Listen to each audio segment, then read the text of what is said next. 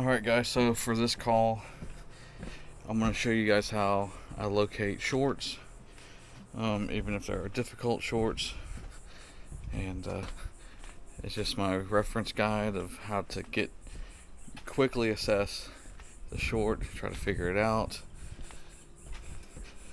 If this is helpful to you guys, make sure you like and subscribe, and appreciate all you guys for watching and subscribing, and we'll see you on the next one. First we're going to fit through this little door, then we got to climb under this ductwork,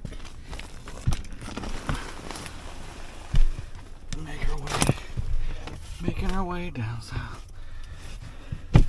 Okay, so what we have here is the issue of fuse popping. I'm going to show you what I do to find these rasky little fuse issues. And it looks like they've had multiple issues of it happening. So first what I do is I get the fuse popper. This is the best one I've seen. It's the Supco little fuse. The other ones I seem to break all the time. The square ones, they just don't work good. We're gonna plug it in here. And what I like to do,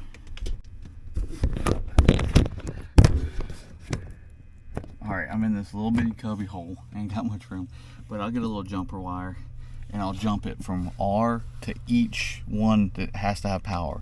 White wire, yellow wire, green wire, G, all those terminals I'll jump it to, and whichever one trips this fuse is what you need to focus on.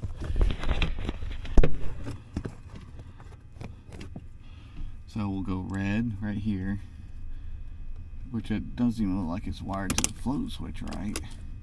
Here, I'll just go to the float switch red right here.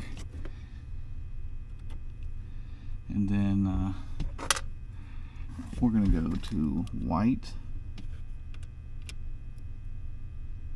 We're in cool mode, so actually I'll start with the fan. Fan's good. Okay, now let's do yellow.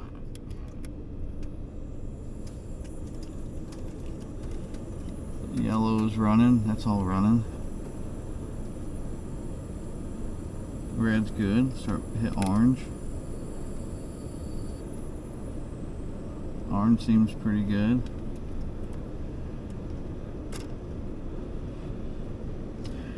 Alright, so if that's all seeming okay and seeming good, what I'll do now is I'll work my way backwards and I'll just look for any kind of wiring issues here. I'm gonna let it run, and I'm gonna go outside and I'm gonna look for any kind of wiring issues, if anything's shorted out outside, and we'll go from there. Alright, since we're dealing with a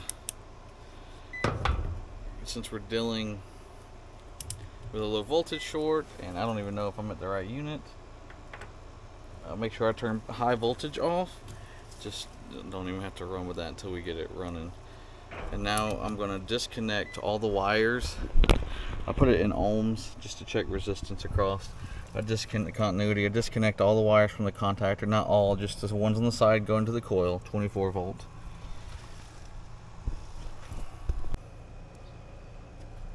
So we'll disconnect these. Remember what side they go to.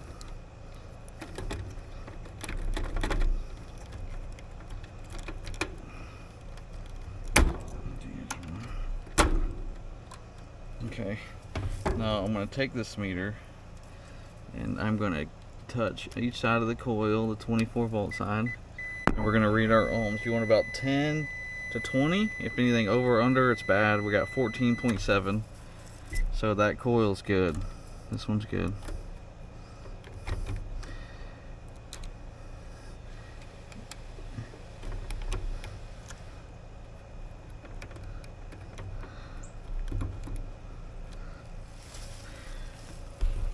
After that, we just pretty much just check wiring.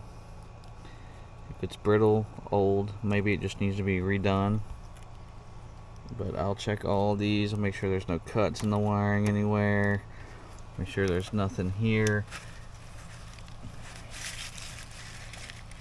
Feels like there's wire nuts here. So we're gonna cut that open and see what we got going on.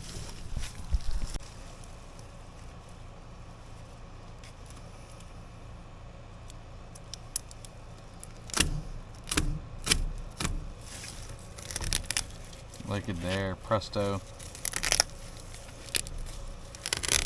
I bet you 20 bucks are issues in all this. It's all old and brittle feeling.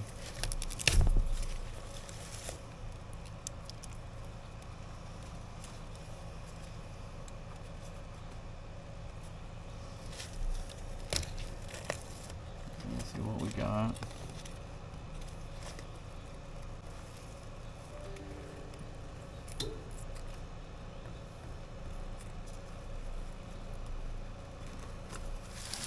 I bet they were just touching each other from the tape. They weren't stripped out good.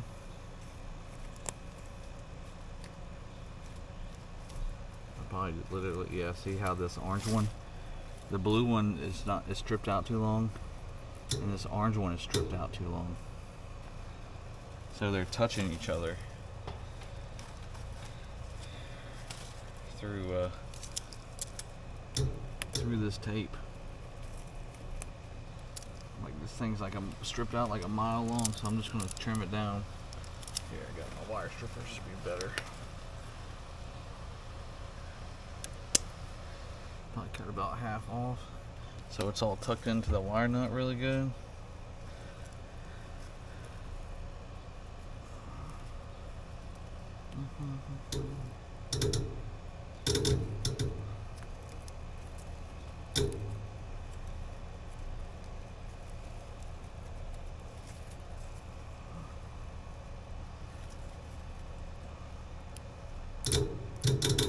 Wire nut's bad.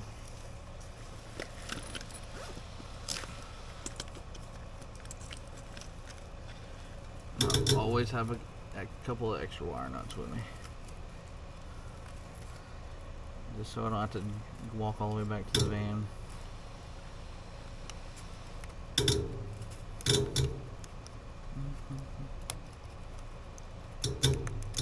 Man, these things are being a pain.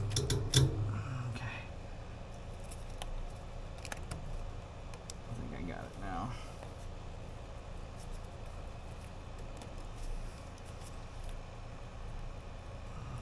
See what it looks like. Yep.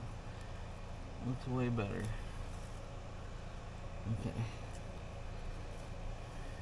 I want to do the same to the blue one because it is a long too. And that wire nut's nasty and crusty also.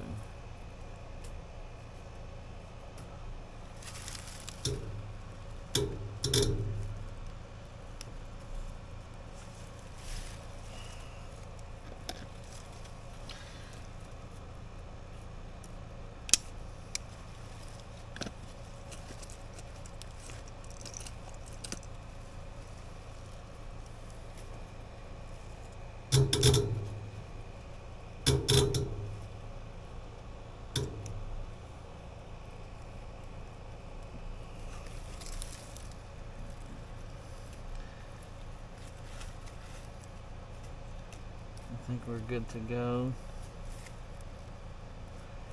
Looks like the white might have broke off. The white broke off. Let me fix it too. Okay.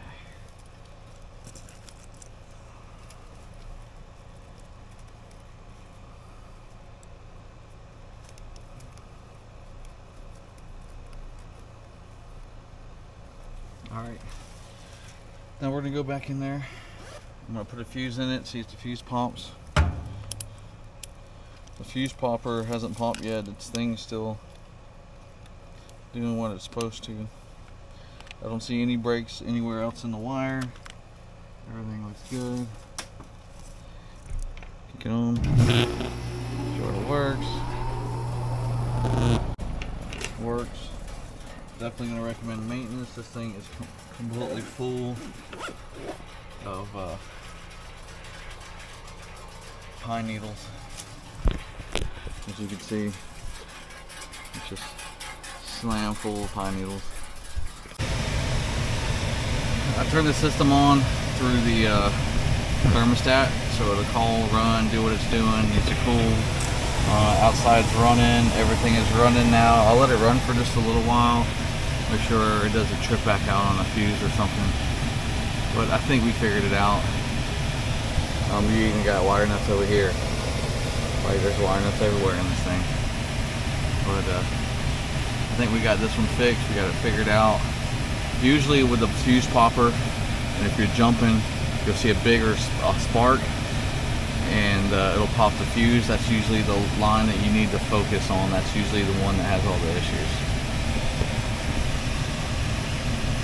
Alright, we're going to put a fuse back in here and hit the road.